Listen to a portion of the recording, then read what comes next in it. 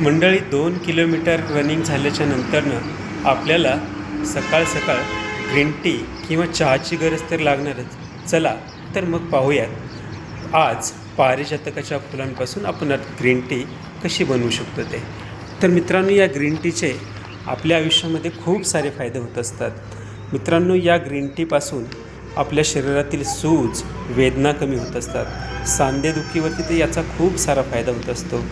आपल्या शरीरातील जंतुसंसर्ग, सर्दी, खोकला, ताप या अशा आजारांवरती हे खूप सारं उपयुक्त असतं. अपचन, गॅस, यकृताचे कार्य जर बिघडले असेल तर त्याची क्षमता वाढवण्याची ताकदही या काढ्यामध्ये नक्कीच आहे.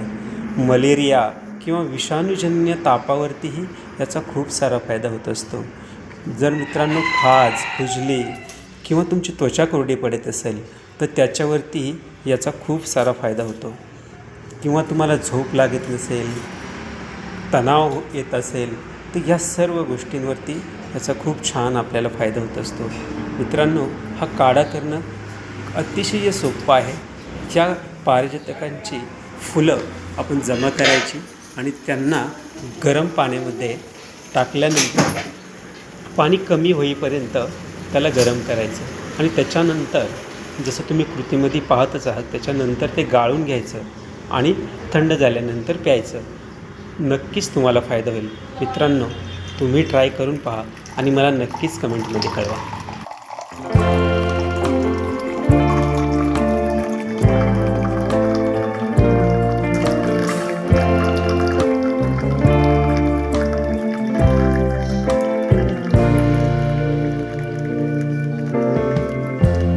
Lighten up, take me on your magic river.